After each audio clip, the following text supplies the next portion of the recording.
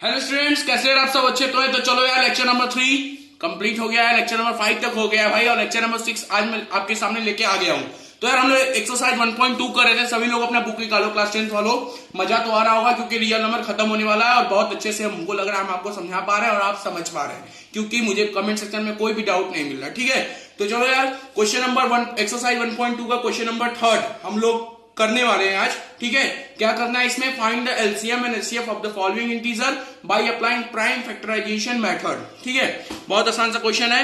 Prime factorisation method लगा के आपको एलसीएम और एचसीएफ निकालना है, और ये सारे क्वेश्चन आप क्लास 8 7th में कर चुके हैं ऑलरेडी, बट आपको एक बार रिवाइज किया जा रहा है। ठीक है, तो चलो पहला क्वेश्चन मैं भी आपको रिवाइज ही करा देता हूं। पहला क्वेश्चन है 12, 15 और 21। क्या है?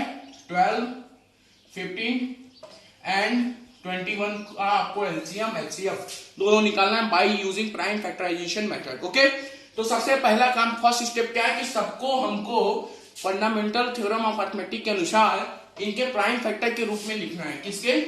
इन सभी नंबरों को इनके प्राइम फैक्टर के रूप में लिखना है। ठीक है, तो सबसे पहले यार चलो 12 का प्राइम फैक्टर निकालते हैं। कितना होगा? 2 6 जा, 2 3 जा, 3 1 जा, मतलब 12 को हम लिख सकते हैं 12 इक्वल टू 2 इंटू 3। अब देख सकते हैं ये सारे नंबर प्राइम है।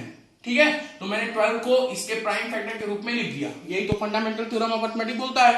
अब हम 15 को लिखेंगे, तो 15 को लिख लो भाई 3 5 जा, 5 1 जा, तो आप 15 को क्या लिख लोगे?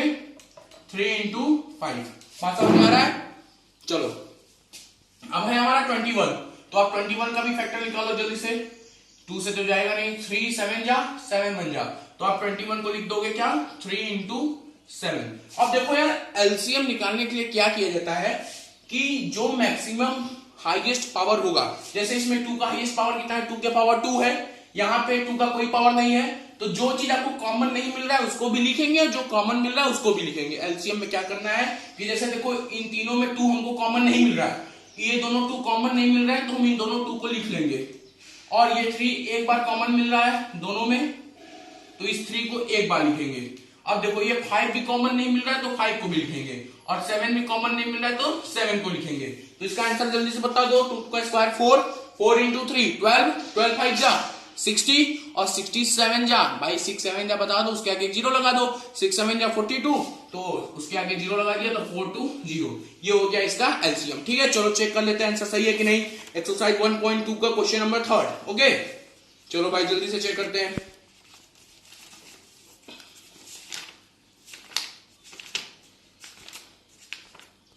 एग्जैक्टली एकदम सही आंसर है, 422 इसका एलसीएम है। अब हमको निकालना है इसका एचसीएफ। एचसीएफ में क्या करना है कि जो चीज आपको तीनों में कॉमन मिले बस आप उसी को लिखेंगे। क्या मैंने बोला? जो चीज आपको तीनों में कॉमन मिले बस उसी को लिख देंगे, वही आपका एचसीएफ होगा। ठीक है, जैसे यहां पे देखा जाए तो तीनों के प्राइम फैक्टर में 3 कॉमन मिल रहा है, बस इसका एचसीएफ कितना होगा भाई? 3, क्योंकि तीनों में कॉमन मिल रहा है 3। देखो यार, एचसीएफ का मतलब होता है हाईएस्ट कॉमन फैक्टर, मतलब वो बड़ी से बड़ी संख्या जो इन तीनों को विभाजित कर दे, इन तीनों में आराम से डिवीजन दे दे। ठीक है, और एलसीएम का मतलब क्या होता है? लोएस्ट कॉमन मल्टीपल, मतलब वो छोटी से छोटी संख्या जो इन तीनों से कट जाए। बात समझ में आया? एलसीएम मतलब वो छोटी से छोटी संख्या जो तीनों से कटे, एचसीएफ मतलब वो बड़ी से बड़ी संख्या जो तीनों को काटे।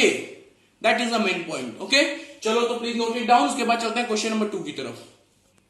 तो यार क्वेश्चन नंबर 3 का हम लोग थर्ड पार्ट कर लेते हैं। अब एक 3 ही पार्ट है इसमें, थर्ड में एक पार्ट मैंने करा दिया है, थर्ड पार्ट कर लेते हैं। सेकंड पार्ट आप लोग जरूर करिएगा, होमवर्क में ले लीजिए। ठीक है, तो चलो थर्ड पार्ट करते हैं। सबसे पहला काम, मेरा फर्स्ट स्टेप क्या है कि इन सभी नंबरों को इनके प्राइम फैक्टर के रूप में लिखना। ठीक है, तो चलो यार 8 को हम इसके प्राइम फैक्टर के रूप में लिखेंगे। कितना होगा जल्दी से बताओ? 2 इंटू 2 इंटू 2। ठीक है, 9 को इनके प्राइम फैक्टर के रूप में लिखें तो 3 इंटू 3 इंटू सॉरी बस 3। ओके, और 25 को इनके प्राइम फैक्टर के रूप में लिखें तो 5 इंटू 5 इंटू बस। बात समझ में आया? अब आप सोचेंगे इसका एलसीएम कैसे निकालेंगे, तो एलसीएम का मतलब क्या होता है? लोएस्ट कॉमन मल्टीपल, मतलब वो छोटे से छोटी संख्या जिनको तीनों नंबर काट दे। ठीक है, तो यार क्या करेंगे हम? जो चीज कॉमन नहीं मिला सबको लिख लो। तो देखो 2 के पावर 3 यहाँ पे है, यहाँ पे कितना है? 3 के पावर 2 है, यहाँ पे कितना है? 5 के पावर 2। ठीक है, तो इन सबको हम कॉमन लिख लेते हैं एक साइड, तो हमारा हो गया एलसीएम। तो यहाँ पे 2 के पावर 3 भी कॉमन नहीं मिल रहा, 3 के पावर 2 भी कॉमन नहीं मिल रहा, 5 के पावर 2 भी कॉमन नहीं मिल रहा। ठीक है, अब कॉमन कुछ मिल ही नहीं रहा है। ठीक है, तो इन सभी को मैंने लिखा है, इन सभी का मल्टीप्लाई कर दो। 2 के पावर 3 कितना हो रहा है भाई 8, 3 का स्क्वायर 9, 5 का स्क्वायर 25। देखो कैसे मल्टीप्लाई करेंगे। 25 8 जा कितना होता है जल्दी से बताओ। 25 8 जा, अरे भाई 25 8 जा 200 ही तो होता है, ठीक है। तो 25 8 जा 200 और 200 में आपको करना है 9 का मल्टीप्लाई, तो 9 2 जा 18 और 18 के आगे डबल जीरो लगा दो, ये हो गया आंसर आपका, ठीक है। तो एलसीएम कितना हो गया 1800, आप आंसर चेक कर सकते हैं, ओके। अब हमको निकालना है एचसीएफ। एचसीएफ में हमने बता रखा है साहब कि जो तीनों में कॉमन मिले वही हमारा एचसीएफ होगा। अब आप तो सोचेंगे कि सर इसमें तो कोई नंबर कॉमन ही नहीं है, लेकिन मैं आपको एक चीज दिखाना चाहता हूं कि अगर मैं यहाँ 1 से मल्टीप्लाई कर दूं तो कुछ मेरा हो सकता है क्या, कोई गलत कर सकता है नहीं ना। अब तो देखो 1 1 कॉमन मिल रहा है तीनों में, तो एचसीएफ कितना होगा, यही 1 होगा। एचसीएफ इसका कितना हो गया 1। बात समझ में आया भाई, कोई दिक्कत नहीं ना। तो please pause the video to note it down, ठीक है। अगर कोई डाउट होगा तो प्लीज कमेंट सेक्शन में बताइएगा, ओके। तो प्लीज पॉज। तो यार क्वेश्चन नंबर 4 की तरफ चलते हैं। क्वेश्चन नंबर 4 में बोला है given that HCF of 306 and 657 is equal to 9 and find करना है आपको एलसीएम, ठीक है। क्या दिया हुआ है, एचसीएफ आपको दे रखा है कितना 9। एचसीएफ ऑफ किसका 306 और 657 का एलसीएम एचसीएफ आपको दिया हुआ है कितना 9, ठीक है। आपको क्या फाइंड करना है भाई, फाइंड आपको करना है एलसीएम, ठीक है। तो चलो यार मैंने आपको लेक्चर नंबर 5 में एक फॉर्मूला बताया था कि HCF of number into LCM of HCF of number that is HCF into LCM is equal to x into y. ये एचसीएफ इसका HCF of x comma y और LCM of x comma y, ठीक है। दो अगर मेरे पास number है 2 और 4, तो 2 और 4 का एचसीएफ इंटू 2 और 4 का एलसीएम इज इक्वल टू होता है 2 इंटू 4 के बराबर, ठीक है। ये फॉर्मूला आप जल्दी से रट लो, ठीक है, बहुत आसान सा फॉर्मूला है, ठीक है। तो बस इसी फॉर्मूला को लगाएंगे, नहीं तो देखो अगर हम इसका एलसीएम निकालना चाहें प्राइम फैक्टर से तो बहुत लेंथी प्रोसेस हो जाएगा। तो क्यों ना हम भाई, जब गधे वाली चाल घोड़े वाली चाल मेरे पास उपलब्ध है तो गधे वाली चाल क्यों चले, ठीक है। तो फर्स्ट इसको हम इसी वाले फॉर्मूला पे रख के निकाल लेते हैं एलसीएम, ओके। तो देखो क्या पता हो गया भाई, दो नंबर मेरे पास पता है 306 into 657 is equal to HCF पता है और एलसीएम मुझे नहीं पता है, ठीक है।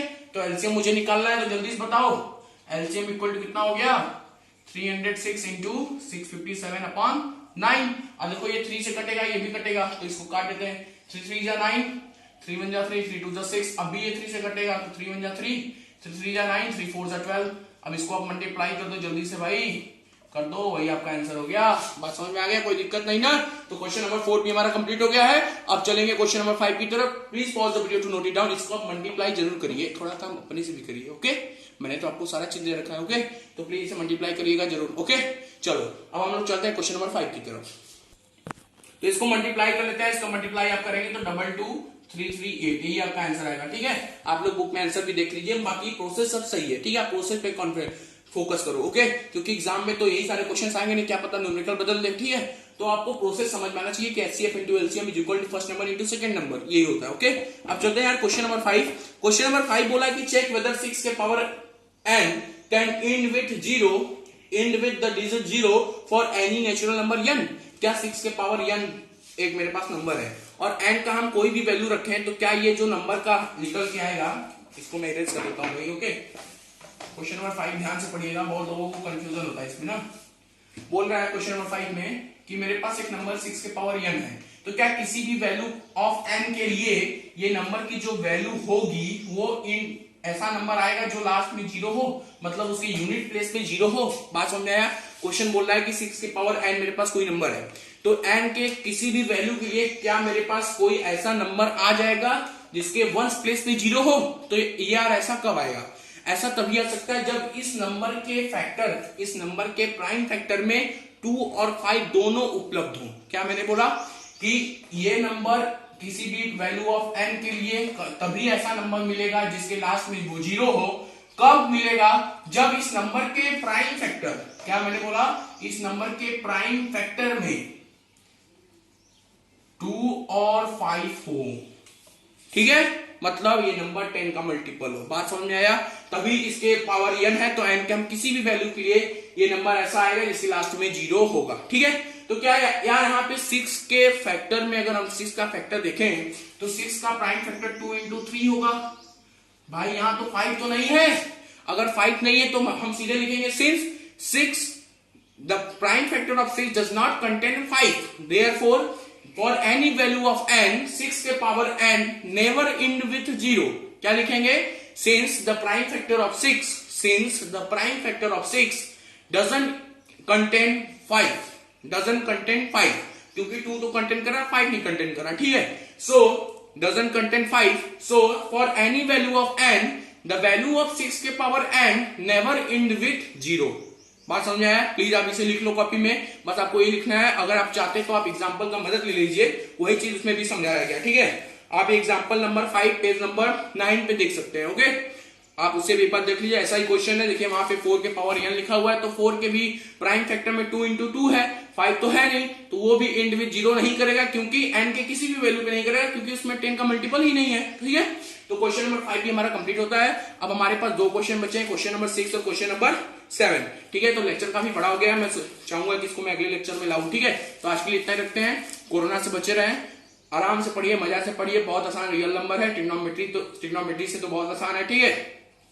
और अगर आप ट्रिग्नोमेट्री नहीं पढ़े हैं तो प्लीज मेरे प्लेलिस्ट पे जाइए, चैनल पे जाइए, प्लेलिस्ट पे जाइए, टाइप करिए लर्निंग इन स्मार्ट वे। आपको ट्रिक के साथ मैंने याद करवाया, ठीक है, क्योंकि मैं आपको साइंस भी पढ़ाऊंगा और एक चीज के साथ मैं उसमें ट्रिक भी डाल रहा हूं। तो प्लीज अगर आपको मेरा वीडियो अच्छा लग रहा है तो कमेंट सेक्शन में बताइए जरूर, और अपने दोस्तों को शेयर करिए, ठीक है। और आनंद पूर्वक लॉकडाउन का मजा लीजिए, आराम से कोर्स को कंप्लीट करिए, आपका 95 के ऊपर ही आने वाला है, ठीक है। शुरू से मेहनत करिए, क्योंकि slow and study win the race. बात पता है ना, धीरे धीरे चलो, आराम से चलो, आप पक्का सक्सेस पाओगे, 10th में 95 के ऊपर लाओगे, ठीक है। तो प्लीज टेक केयर, अभी के लिए इतना रखते हैं, नेक्स्ट वीडियो में फिर मिलते हैं, बाय बाय।